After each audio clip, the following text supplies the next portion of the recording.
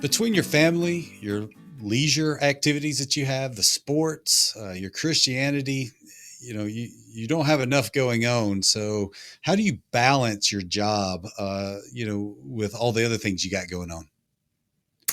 Well, isn't that the age old question, especially for us working moms? For me personally, I make lists, I schedule things. So, for example, on the weekends, I'll make a list for the upcoming week. And that includes everything from, church is on the list of things to do. Going to work out is on the list of things to do. I schedule it, it's on my calendar. It's not an option, right? It's like an appointment. Time with family, time with friends. The one thing I probably don't put on my calendar is the, Bible time and devotional time. And I try to do that in the mornings, but admittedly, there's mornings where I don't. So instead of beating myself up when I don't get everything checked off my list like that, I tried to learn to just catch up when I can and not get upset with myself for not checking everything off the list. There's certainly weeks that are easier than others. Some weeks I feel like I've killed the work life balance and done an awesome job. And other weeks I totally feel like I got it backwards. So it's always a work in progress, right? And, faith is very important to me, as you said, my family, of course. I love sports. I always try to make time to go to games and to watch games on TV when I can. So you just do the best that you can, and I've learned over time to realize I don't have to be perfect.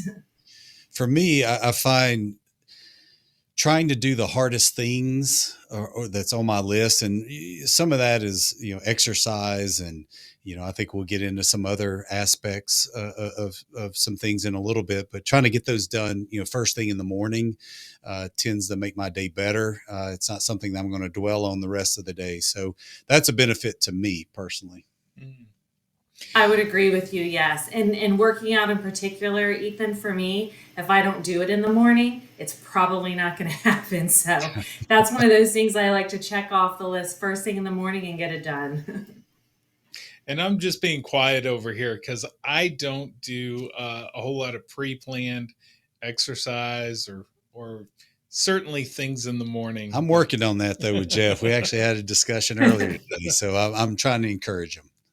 I'm so kind of as ridiculous with all my lists. I will be honest, it's kind of ridiculous. I have, all the personal stuff and all the works, it's list after list after list, but it helps keep me organized.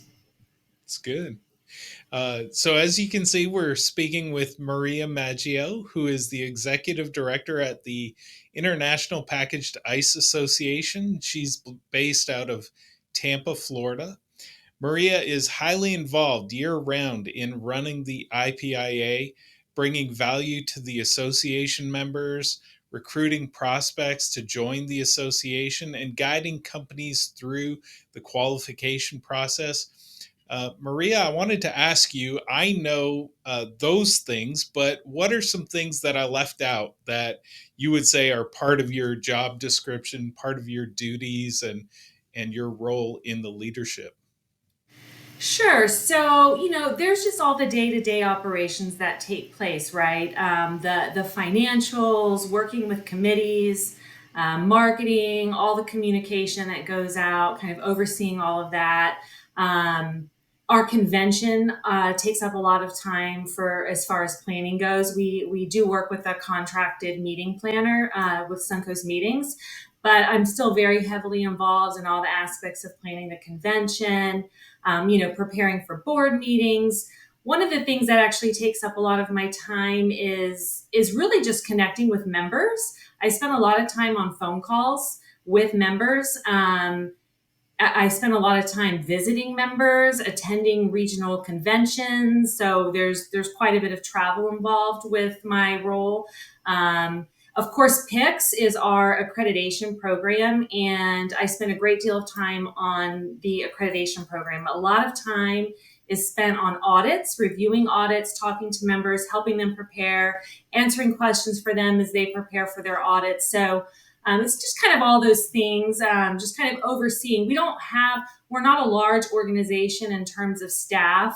We have two staff members here, myself and Melissa, our assistant director. She's amazing. I'm so fortunate to work with her. Talented, brilliant young woman. But there's just the two of us, so we don't have an HR department and a finance department and a marketing department. It's like it's us, right? We wear a lot of hats here, with the help, of course, of our committees, our board members, our executive committee, our consultants that we use. So, obviously there's a lot of hands involved, but there's just the two of us here in the office. And so it's just kind of operating all the daily things. Priorities are always changing. Each day is different, and it's something I truly enjoy. When I heard you talk about audits, and that just makes me want to try to run the other way when I hear audits. So, do you ever find it difficult or bringing that up, or do people look forward to those audits? I think most people don't really look forward to it necessarily. But I think that, for our longer term members, when it comes to audit, there's a lot of documentation, right? So for an auditor, their feeling is if it's not documented, it wasn't completed, right? So there's a lot of documentation that goes into place. And I think what happens, like when we have applicants who are interested in becoming accredited, it becomes overwhelming initially, to get used to that and to follow all the standards that we require to become accredited. But then the longer term members, it kind of becomes a well oiled machine for them. I feel like they just kind of know what they need to do. The staff knows what they need to do. They kind of get used to it. So I wouldn't say they dread the audits because they're doing what they should be doing year round. But I think also with auditors, you kind of never know what you're going to get either.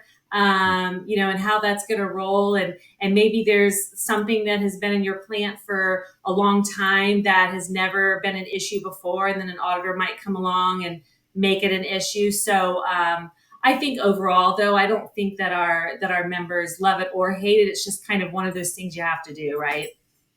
Well, it's like if you're seeing the fire inspector come along, and it depends on which fire inspector you get. Sometimes that they're going to press on you a little bit harder for this or that. But at the end of the day, I mean, there's a reason for it. For the safety and Yeah, the audit work that you guys are doing, and what these people and these businesses want to go through, and make sure that the standards are set correct. I mean, absolutely. you We want to have take good the standards. food safety aspect is taken very seriously. Obviously, that's our mission, right? So it can be challenging, but again, we try to really provide a lot of resources. We have mentors that assist applicants who are wanting to become accredited, and we really try to help them through that process because it can be a little daunting at first. Mm-hmm. Look, as soon as I knew and we were able to book you, I was excited. We're going to jump into an icebreaker, almost a literal icebreaker at this point. And Uh excuse me, I wanted to talk to you a little bit about taking an ice plunge. So, and tell us where you're at. And I think you and we've talked briefly about this, but I want to geek out for a second, talk about this. And by the oh. way, anything that we say, whether it's Maria, myself, Jeff, maybe he actually for the first time said he may do this. So Now I have done an ice plunge. you haven't done my ice I plunge haven't though. done yours. No.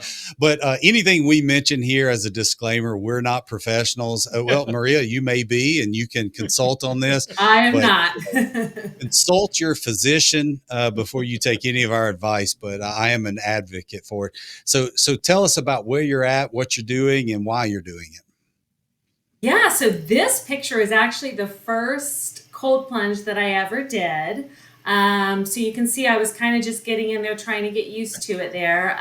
Looks like I you have a started death doing grip on the I side of did, it. You're I like, I'm did, not right? I'm doing. like, do I have to go all the way in, right? I was thinking that at that moment. But That's kind of when the shivering was starting too. So I And here but started, we are. there we but go. we I will was we a give you little bit more credit. relaxed. You got in there. I love the icicles, by the way, above it. So, where are you at? And what does something like this, if you don't mind sharing, what like something like this costs? I mean, is this at a club? What is Yeah, this? so it's at the gym that I go to actually. They brought this in just in the last few months, and it's Vision Quest Fitness Studio is where I go. And I love it. So you buy a package, and I don't know offhand, I think it's maybe 5 plunges for $40 or something. It's pretty reasonably priced. And they started doing this, and everybody was there was a buzz around the gym about it. And I thought, why not? I'm going to try it. I read about the benefits and the way that people said that it made them feel afterwards, particularly. And I thought, why not? So I got in there, and it was extremely cold, as you can imagine. And I did start shaking and shivering. And it was really a mind game, especially the first few times. I find that the longer I do it, it still isn't comfortable when I get in. It's not like I'm like loving getting in there, but it becomes where it's not so difficult. But it was really a mind game at first, keeping myself in there. Yeah. So what I try to do is I try to do about 7 minutes, and typically it's about 46 to 48 degrees. And I enjoy it. I feel like not only the benefits that you just hear about, but I actually feel good after I do it. It's like this, from what I understand, you get this almost like a dopamine Mhm. effect afterwards. You feel very positive and happy and focused. And so I plunged this morning before work, as a matter of fact, and I love to do that. And I come in and I'm like ready to start the day. So it's really something I've started to enjoy. I try to do it weekly. It doesn't always work out, but that's the goal. Do you Yeah. have any good stories, Ethan? I've got lots of stories, but we only have about 50 minutes to go through here. So, um, but I love it for pretty much everything that you said, spot on. And we've had a brief discussion, but we haven't really geeked out. I know we've talked about doing it. Again, that's when I heard you were coming on, and we got you booked for this podcast. I was like, okay, we're gonna have a little bit of a geek out session, but yeah, just I started just with a regular plastic kind of barrel that stood up, and it was supported by the water itself. And I was dumping ice in myself, and then summer hit, and I got really expensive. Ice companies like me in these parts, so I was having to I dump about bet. in there. But I've since moved to more of a chiller, so it just keeps the water cool. I'm a bit more of a wimp than you. I'm not in the 40s. I'm around 54 is what I set it at, but I get in for 5 minutes, and that 5 minutes of kind of torture. Really, the torture is that initial drop in, right? Yeah. And then yeah, you get cold and things like that, but going from there, it's just fantastic the rest of the day. For the most part, the next 5 hours is just better. It's a way to crank the motor, and there's just so many benefits. So if you haven't had an opportunity, or if you're watching, if you want to chat about it, feel free to reach out to me. I'd love to talk to you about it. So it's I've found a really big benefit, whether it's a placebo effect or an actual. I think it could be both, but they both make me happy. So Oh, it Agree. definitely revs up your whole system. I remember growing up in Canada, one of the things we would do is go out to the lake and take a sauna and run down the snowbank to the lake where we had cut a hole in the ice and just right. jump straight in the lake. And Wow. that it always made you feel like you were on the edge of death, but man, did you feel You alive, feel alive. That's right. Yeah. and couldn't That's wait to get back exactly. in the sauna. Yeah. So, That is exactly, because your body does go into kind of this fight or flight mode when you're Mhm. doing it. And it's now, actually good for stress. It helps you learn how to deal with stress. It helps your body learn how to deal with stress better too by right, doing it. There's just a lot of benefits. I'm like you, Ethan. I would highly encourage it for anyone. When you talk to your doctor about it, I would Uh, encourage anyone 100%. to try it. and Yeah. and I would say I know enough to know the first time you do it, you don't want to go for 7 minutes. That's pretty Yeah. substantial. So I know the You're right, longest I've Jeff. ever gone is 2 minutes. Uh, Right. Going a minute or two the first time is a pretty big win. Uh, you can level up to catch up to Maria at some point. Maybe one day I'll get there. So How long do you go? 5 minutes. Yeah. So is your water circulating? in It there? Because is. yeah, it makes a big Yeah. difference. Because if you don't have Yeah. some water circulating, you create that thermal barrier, and it's crazy to sound. You actually aren't that cold within about 30 to 45 seconds when you create that thermal barrier. But if you've got some water circulating, it doesn't allow that water to kind of warm up right around your skin. So Mm. it is a difference. My son is just now getting to the point where we can turn the water on for it to circulate, but he really likes the thermal barrier. So, Awesome. but he's 15. that's Well, that's he'll be great. He's 15 doing it. soon. That's what I tell him. Like you said, mind over matter. And I don't want to make this all about ice plunge, but at the end of the day, as business people, as we work with different people. I mean, there's stressful situations that we have to deal with, just like getting in that ice. You're making yourself do something you don't want to do, just like sometimes you're having to go into a meeting or deal with some situations you don't want to deal with, but it's for the betterment of yourself, your business, your company, or even the person you're talking to. Uh, and it gives you some of that confidence that that you can get through difficult things. And that's what Yeah. I explained to my son. Absolutely. Yeah, So, absolutely. Mental focus, mental discipline. That's fantastic. Okay, so switching gears a little bit, Maria, I wanted to ask you about one of the changes that's been coming to the IPIA is the addition of craft ice companies. We know that craft ice companies have been around for a while, but they've become more and more prominent and really come into the market, and now they are beginning to join the IPIA. So tell me, how important is that? It's really important because if you think about craft ice, all craft ice is consumed, right? So unlike packaged ice, where sometimes you're using a little bit of that packaged ice to throw in your cooler and cool down your sodas and your beers, craft ice is consumed, and so always, right? And so it's very exciting that we, yes, in fact, have our first accredited craft ice member. We have two applicants currently for craft ice companies who are in that process of preparing to be accredited. And it's really exciting because, the thing is, this isn't a trend to me. This is here to stay, right? The nice ice cubes in your cocktails is here to stay. So we want to be a part of that, and we want to be able to advocate our mission of food safety for that ice. So it's a very exciting thing to be a part of. And I do look forward to continuing to seeing more of the craft ice companies become accredited. And a lot of it comes down to economics, right? I mean, people being able to afford or being willing to afford, to have that craft ice, in their drink. And I mean, if the price of the drink, if you're going to get some type of whiskey that's going to be $14 or $17, another $3, to have that craft ice put in there, whether it's for the look, which one of our other guests that we had on, Matt, he's talking about almost the alchemy of it all, that it changes the flavor of the drink. Instead of having a bunch of cube ice that kind of waters it down, you get that chill effect, but you don't get the watered down effect. So it Right. changes it. So, just people's palate, a lot of things kind of converging at one time to be able to, make it affordable in a weird kind of way, that the cost of the spirit is so expensive that it looks like it costs less for that craft ice. So it's an interesting market that Jeff and I have been observing, and very interesting.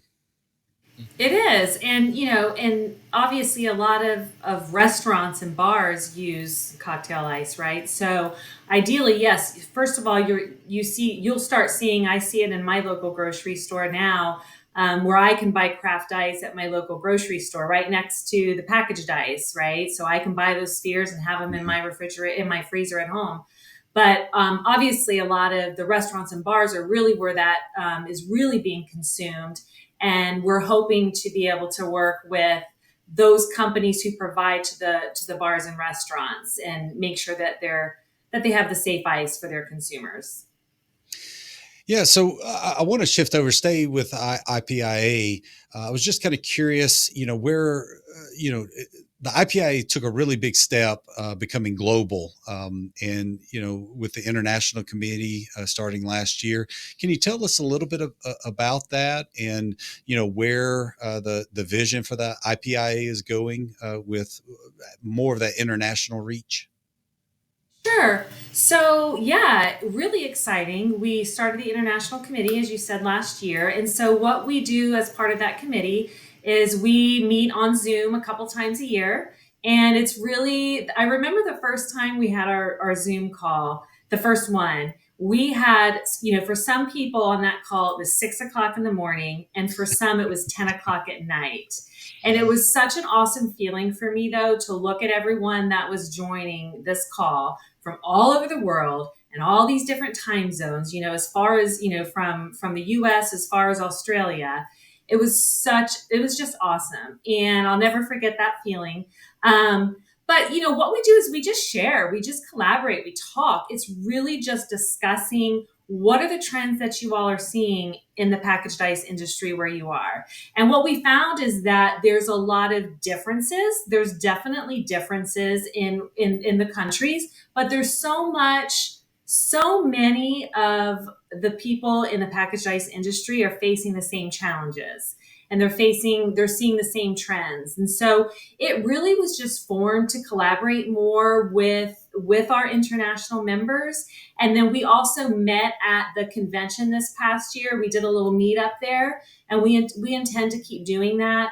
I think that really it's just truly about collaborating. And I think that we all know, being part of this association, the importance of sharing, just networking. What are your challenges? What are your, what are you doing in this particular area to make you more successful? And so I think in the past, sometimes there was a lot of focus on US and Canada, because that's where, that is where the majority of our members are.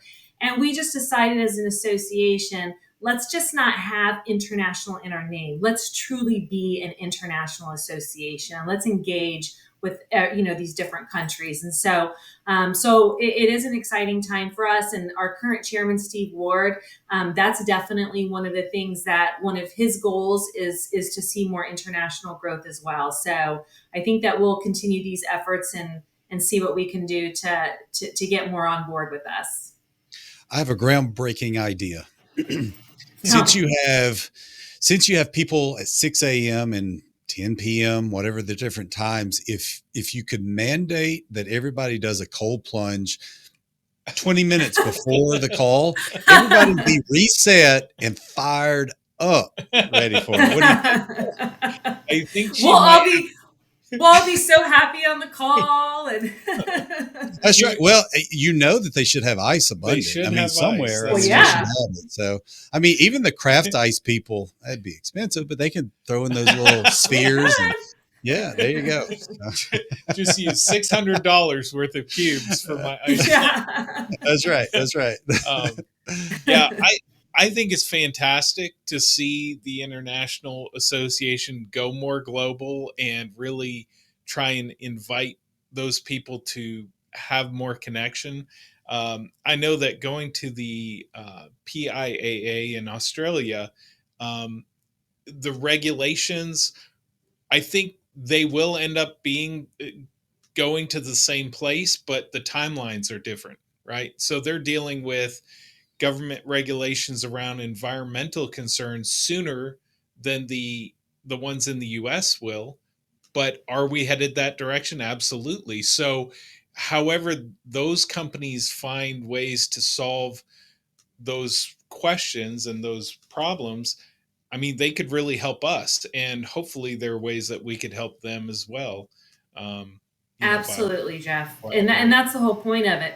And the thing that has been really awesome about it too is we have members that, that are in Europe, for example, that I didn't have a ton of communication with in the past, as far as just day to day stuff, right? And ever since we've started these calls, they reach out quite a bit, and it's a wonderful thing, right? They'll ask us questions about our food safety, and things that we're doing, and what my thoughts are on certain things. And I'm specifically thinking of EPIA, which a lot of us are familiar with, and they're really they're doing a lot over there. They're really trying to build that association over there.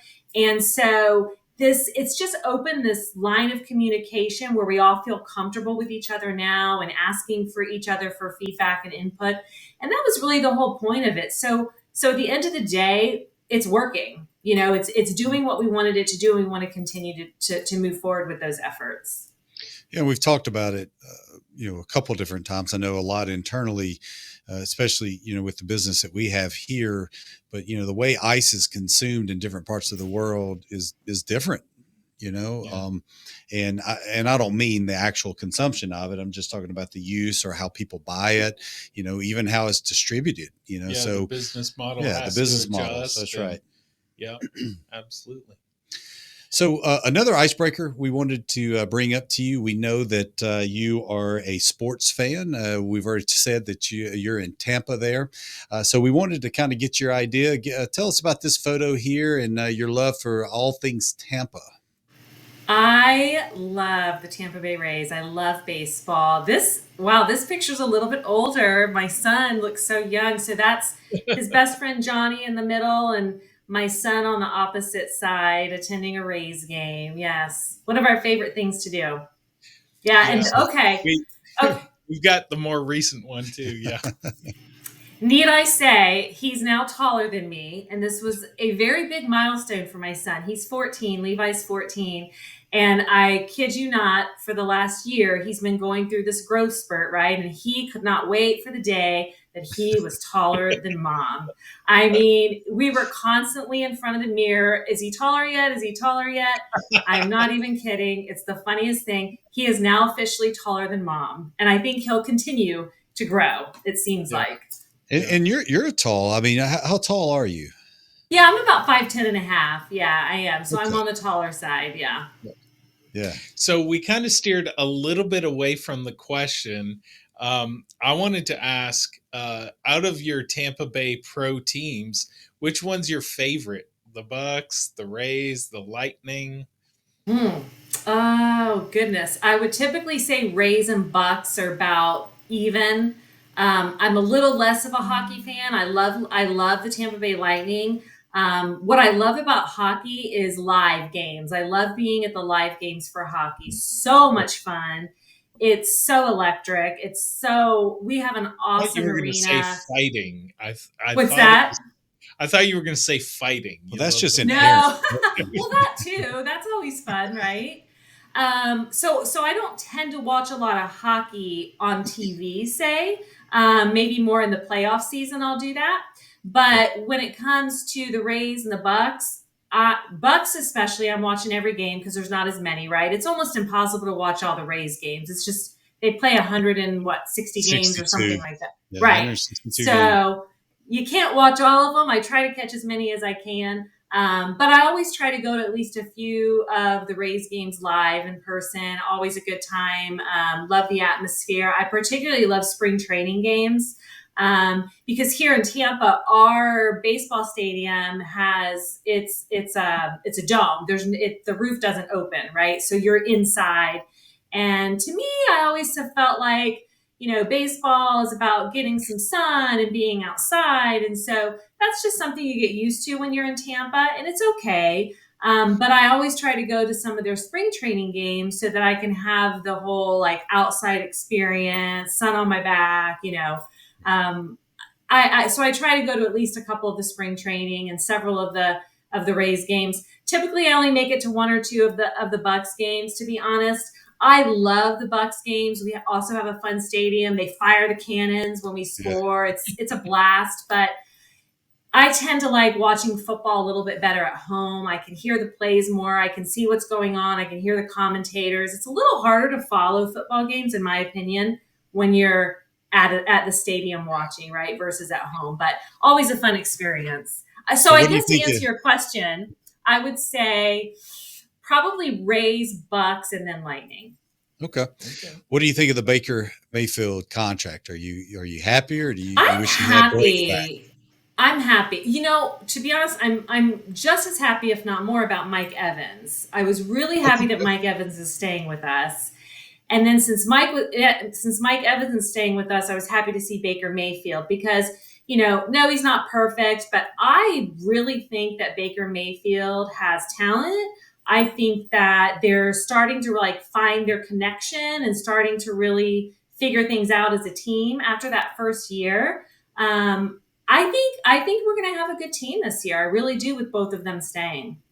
I want Baker Mayfield to get back to doing the commercials, with He being had at the some good house when he ones. was Yeah. with the Browns. Yeah. Those were the funniest I don't commercials. remember those commercials. Oh, you've got to look them up. I You've will. got to look them up on YouTube, or Baker Mayfield commercials, and they're fantastic. Yeah. You've missed something. So look them up, and they're good. So I my will. Falcons have finally got a quarterback coming in, Kirk Cousins. He's coming in, so we'll see. I mean, I think he's 36 years Yeah, I was gonna old. say, is he still Yeah, playing? he Oh is. man. So he ruptured his Achilles. So hopefully he'll be back to it. So we'll Would they see what sign him for happens. like a one year deal No, or? it was a four year.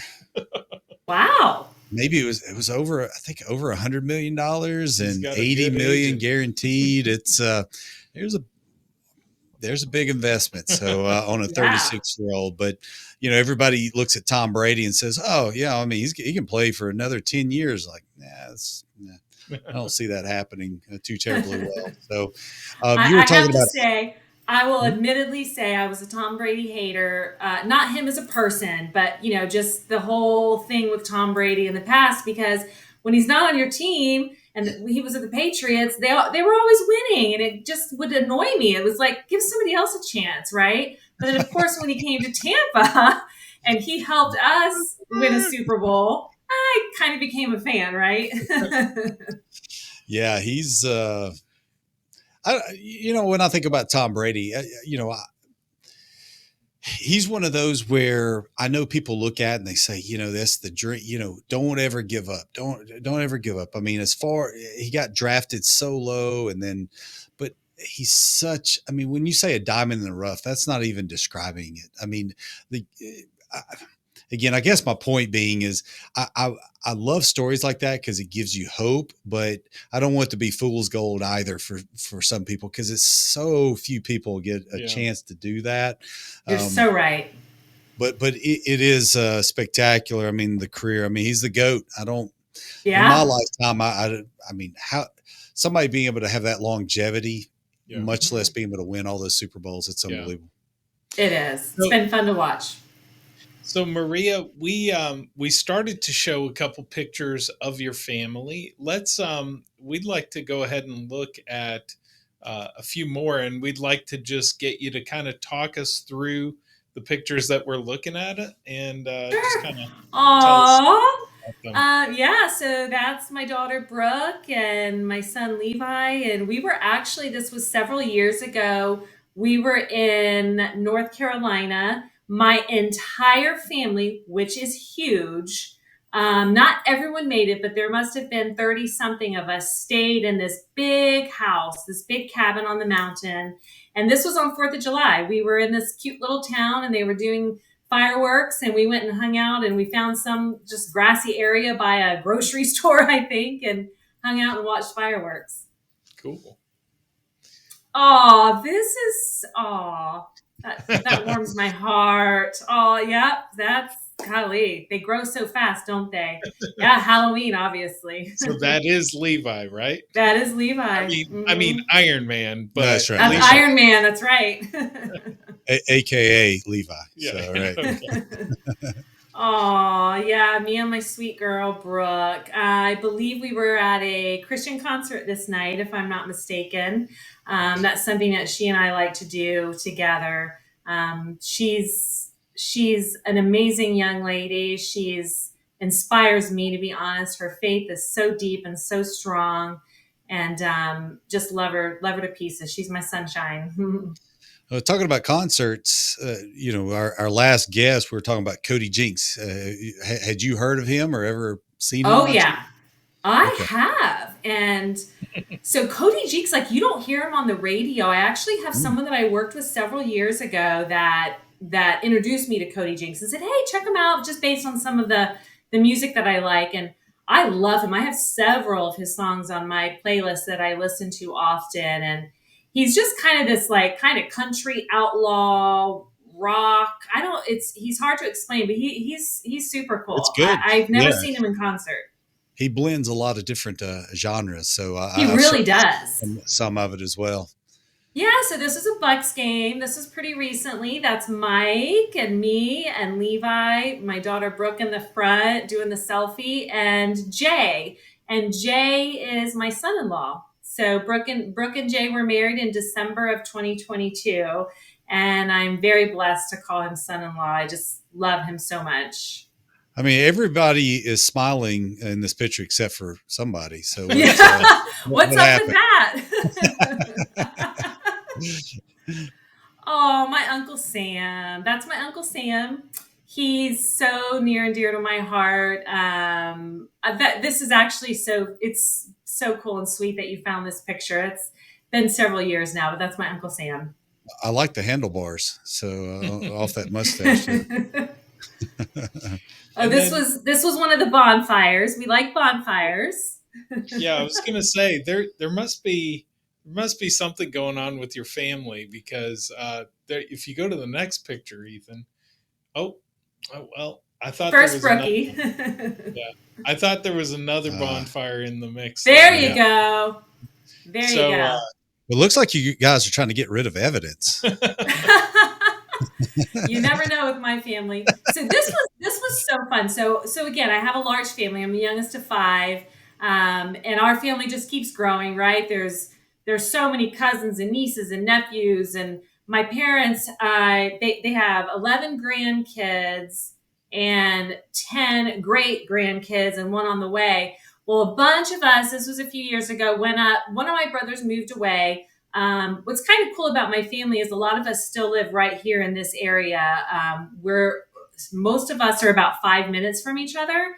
I have one brother who lives about 45 minutes away, and then the one brother who moved to Georgia a few years back. So that bonfire was at my brother's in Georgia, my brother and sister-in-law, Heather. They moved up there. They've got a few acres, loving the rural life. I was kind of, when they first moved, I was upset because I'm like, how can you leave the family? We're all right here. This isn't right. But it fits them so well. They enjoy it. And so we as a family all go up there every once in a while for different occasions. I believe that was for maybe my nephew's 18th birthday or graduating, something. Anyways, we all went up there, and that was our bonfire. That was our entertainment. That, and we were playing some country music and having a good old time together. Gotcha. So speaking of family and blending it with work, do you guys are you able to bring your family or any of your kids to some of the shows? Not very often. My kids did come in 2021 when we were in Hollywood, Florida, for part of it, since it was just a few hours, from home. Was that the To grand be event? honest, what's that? Was that the grand event? No, this was the one in 2021 that Oh, was held down at the Diplomat. oh no. Okay, yeah, that's right. That's right. Yeah. So, and here's the reason why. To be honest, it, it it's hard to have your family there for me in my role at our convention.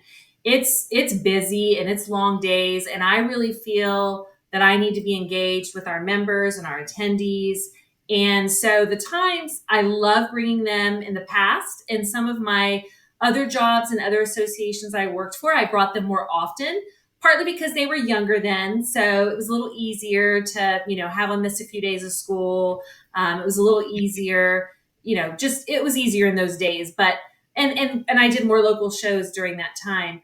But to be honest, what happens when they're there at if they were at the IPIA convention is, you have this mom guilt weighing on you because you know that they're in the room or they're at the pool or they're doing something and they're kind of waiting for like, when's mom going to be done working for the day to hang out with us, right?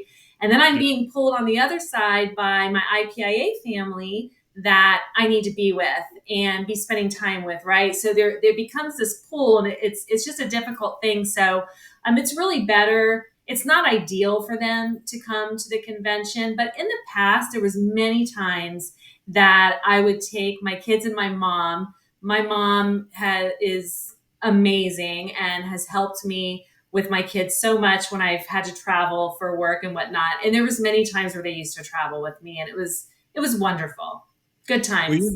you're not an attendee. I mean, you have to be on Yeah. point. Yeah. I mean, it's your busiest work. I would Right. imagine. I mean, I know It you is. stay busy all the time, but I mean, you have to have your head on a swivel, be ready to answer any questions, and be looking out to take care of things that hasn't happened yet, Right. right? Right. So yeah, no, Yep, I you're totally right. understand that. Well, and I will own that I came up with that question because I was just really kind of wondering, and hearing you explain that, totally get it, 100%. Mm-hmm. That a lot of our members bring their family members along with them, and they'll go off and do fun things while the person is there at the event. But for them, they're not in charge. They're not, calling the shots and making decisions on the fly. And if they miss something in the event, in the schedule, it's not the end of the world for you. It is the end. It is the Right. end of the world. That's so true, Jeff. And I will say one of the things that I do love about our association is I love how our members, there's such a focus on family. And so many of our members do bring their spouses or sometimes even their children to the events. And I love that. And I think it's wonderful that we embrace that. And we even do, we have an organized activity for the spouses during our convention. So it is one of the things that I love is how it's just a very family oriented group of people. But you're absolutely right. It's just a little bit more difficult for me in my role to bring them. Well, I would imagine if you see somebody juggling you in what you do in your career or what you're doing there, with the IPIA, you're like, here, hold my beer. I got this. What you're doing is simple. So, Maria, you did kind of refer a little bit to your jobs prior to the IPIA. Tell us a little bit about that.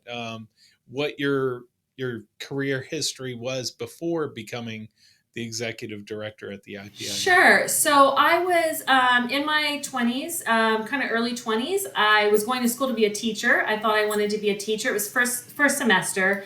And I started working part time at a nonprofit association called BTI. They're a telecommunications association. And I was like doing like conference registrations, just part time, going to school.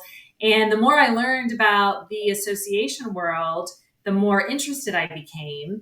And after the first semester, I decided I did not want to be a teacher and I wanted to get into event and meeting planning for associations. And so I was at BTI for about 8 years. I kind of grew up there. So I went from being that part-time registration person to, I don't remember the course of things, assistant manager, manager. I was eventually the director of the department of conferences and meetings. We had international events, regional events, multiple conventions a year. So we had obviously a larger staff just within that department because it was quite busy. And then after that, I worked so I kind of grew up there, like I said, and kind of, got to that last point and felt like it was time for me to kind of spread my wings and go somewhere else, since that had been the first place that I had really worked, or first association. And so then I worked for National Property Management Association as their education and event manager. And that was an awesome experience. When I say property management, it's government property. So it was companies, for example, that were members were, Boeing, Lockheed Martin, Northrop Grumman, those kind of defense and aerospace companies that obviously own or have a lot of government property that they have to track and manage. And so they would get audited by DCMA. As an example. So I worked there for about 7 years with their events and education and loved it. And then they decided to move into a third-party management company to manage the association. So then I kind of had a couple years where I was between associations. And so during that time, I was doing a lot of contract work. And one of the companies that I did contract work for was Suncoast Meetings, who is the IPIA meeting planner. And Karen and her team have been the meeting planner for 20 years now for IPIA. So, back in, say, 2014, 2015, somewhere around that time frame, I was doing contract work with her and went to an IPIA convention, 2014. It was a grand event in Orlando, Florida. And I fell in love with the people. I just, there was just something about the members of IPIA that is special, and I fell in love with them. And so I continued. I also helped her out the next year, but then I got a full-time job with another association called Leading Age Florida. They're based out of Tallahassee. I was their director of education and events, something like that. And that was wonderful. What I did love about that is everything was in Florida, so I didn't have to do a ton of travel. And when I did, it was all kind of local. That was kind of a time when my kids did come with me more often to events. That association I was passionate about that association too, because they basically advocate for senior citizens in the state of Florida. So they do a lot of advocacy work on behalf of senior citizens in the state of Florida. And so I got to kind of learn more about that public affairs and advocacy side of things. Loved it. And what I would actually do though is I would take vacation. I would take a week's vacation in November when I worked there, and I would go on site to IPIA and just be on site, just on site support. At that point, I wasn't helping plan the meetings or any of that. I would just go on site with Karen and her team and be part of the on-site support. And so I did that all the way until 2019. So 2014 to 2019, I was at every IPIA convention. So then fast forward to when the prior executive director announced her retirement and they were looking for a replacement. I started having some conversations kind of just organically at the 2019 convention, I believe it was. And it's funny because a lot of people that they were kind of like, oh, I thought you just kind of worked part-time stay-at-home mom, part-time work with Karen, and I'm like, no, I've been working for nonprofit associations for over 20 years. I'm passionate about associations. I understand how they work and operate. And I'm used to working with boards and committees and all the different pieces, right? Because even though my primary responsibility may have been the events, the education side of things, when you work for smaller associations, you're involved in all of it. You're involved in membership and marketing and the financials, and you get the whole picture, right? So one thing led to another, and I applied for the job, submitted my resume, and was one of the applicants that they chose to, or one of the candidates that they chose to interview. And it was, I think there was 8 people on the interview. It was a panel interview. So it was awesome. It was great, but it was interesting. It was, go ahead. Just a question on that. Would it be the board that was actually interviewing you or the executive? Yeah, it was. It was the EC. It was the EC at that time, and then a few extra people. It was the EC, and then I believe it was 1 or 2 past presidents. Okay. And of course, it slips me at the moment. But for everyone watching, would be the executive committee, the chairman, the past chairman, the vice president, treasurer. Yes. Yeah. And then they had some additional guests there that were past presidents that, just had been involved with the association for a long time. So it was an awesome process though. And it led me to this amazing job that I now have today that I'm very grateful for. I thought you were going to say it led you to the amazing opportunity to be on our podcast. So I mean, I'm a big fan of your podcast. I truly am. Well, thank you. We thoroughly enjoyed doing it. So I want to give a huge kudos to you and your team at the conferences. Very much like when you walk into Lowe's or Home Depot, you see plenty of people around, and it feels like you could go to any of them. But unlike Home Depot and Lowe's, where whenever you actually need something, you can't find anybody. Somehow they scatter as soon as they know that you need something.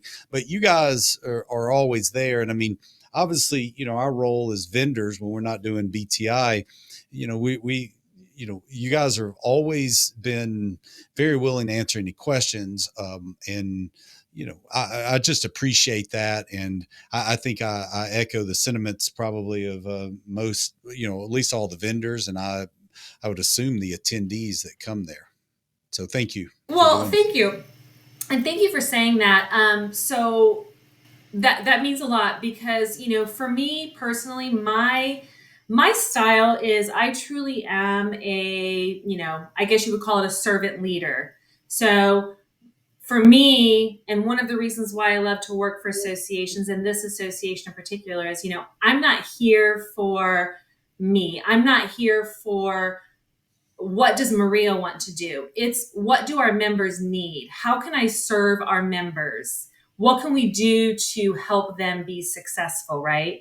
So truly that, and I hope that people know that we really are approachable and we really are here to help. And this is about you. This is about our members, right?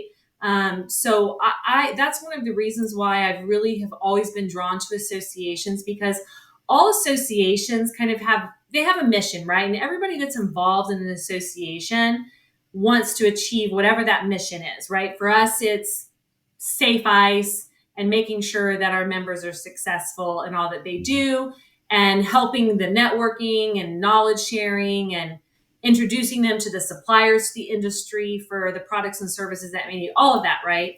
And I'm really passionate about that. And I think it's important. And I want people to know that it really is, we are here to serve our members. That is what we are here to do. And we want to hear from our members, and we want to know what we can do to help you to be better and to be more successful. So thank you for saying that. And I do hope that others feel that way too, Ethan. Well, you always have.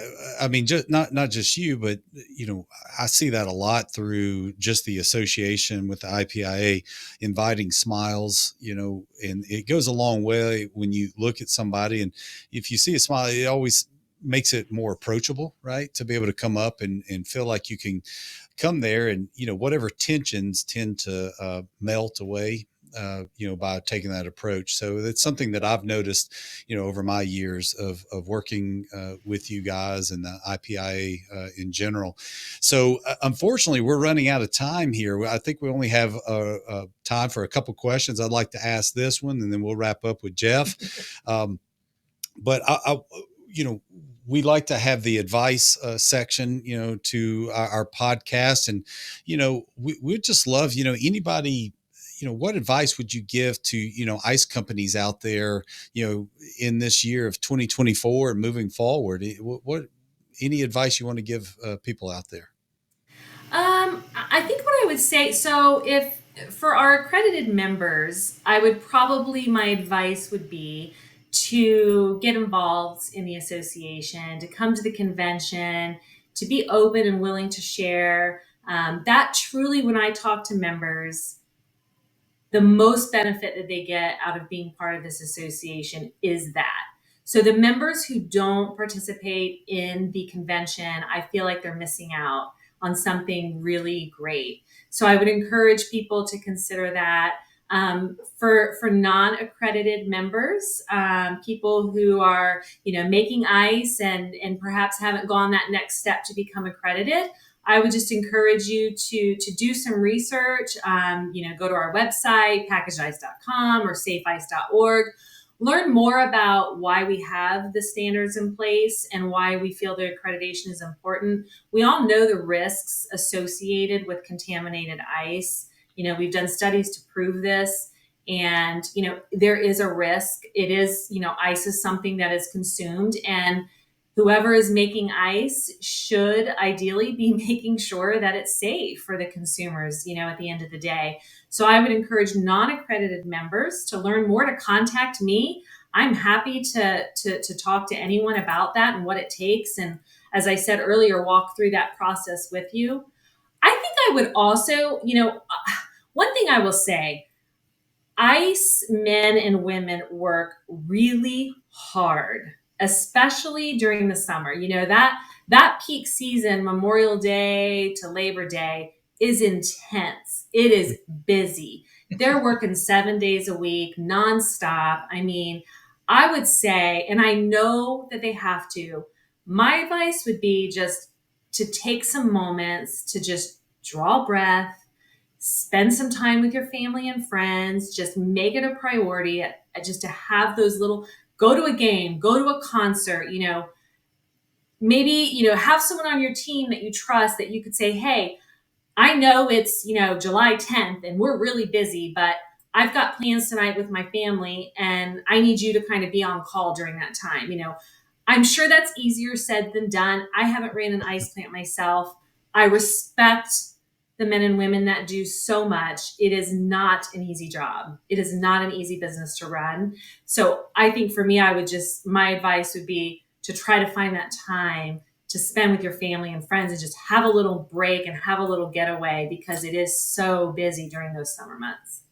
I think they do have a lot of family time, but it's, hey, you got to come in and help at the plant to make more ice. So that's Yeah, how they have their exactly. family time. And if they could have the concert come to them and, while they're making ice, win-win right there. Hey, two groundbreaking ideas in the same podcast. So. You're on a roll, Ethan. That's right. Well, in your role as the leader, the director of the IPIA, you've begun visiting other organizations, other association conventions, outside of the packaged ice industry, and so I wanted to give you a chance just kind of talk about that, update us, share what the vision is with that and how it's going. Sure. So, so far, the companies that I have visited that aren't, a manufacturing plant or, a supplier, well, they are still suppliers to the industry. What they are, so they're still kind of related to the industry, to the ice industry. But for example, I visited recently with a company that has robotics. They make robotics. And so it's so interesting because I've been into many ice plants before and I see these robotics picking up the bag of ice and, all the different things that these robotics can do. But to go to a company that makes them and have them explain it to me, it's so fascinating. I was, like, you're talking about geeking out, Ethan, over the ice plunging. Like, I was geeking out over this, right? I'm just like, it was just fascinating to me because it's like something I've seen it over and over and over, but I've never really thought much about it. So going to some of those facilities, and for example, I also have gone to some of the packaging facilities, right, where they're making plastic that then eventually becomes ice bags that our members use. What a process that is. I mean, I never thought about how plastic was made, right? But to see like the to see extruding of it, plastics. Yeah. yeah, that whole thing. I never thought about it, didn't know Crazy. how it worked. It's like they get it really hot and heat it up and it goes up this like really tall bubble looking thing. I don't even know how to explain it. I'm talking really tall. And then it comes back down. And when it's coming back down, it's cooling down so that after it's cooled down enough, it can then start to be, rolled into the stock. And then of course it gets printed on and all kinds of other steps too. But it's just really interesting to me. And so, and I have visited some other suppliers too, that make merchandisers, the ice boxes that, sit in front of the convenience stores. Once again, seen them a million times, but haven't really thought about how they're made and, all the kind of behind the scenes stuff. So, I guess it's just part of me wanting to build connections and relationships with them because they are still in the ice industry, even though they're not manufacturing ice. They're still a part of it. They supply the industry. and it just helps me learn. It just, I feel like we should always continue our education as adults, right? It just helps me learn more about that. So it's one of those things I do get kind of nerdy about when I go to those places. And I sometimes wonder, do these people know I'm really this excited as I'm acting? Because I really am. Well, I think it's cool. Whatever industry, I love the modern marvels or how it's made. Those series, it's cool to see how people make sausage. Whatever they're doing. So I don't know Anything, how cool it right? is for us to make what we make here, but I still think it's pretty cool. But I will. Hey, and anything. I do. I want to come visit y'all someday too. I will make it out that way Oh, some point.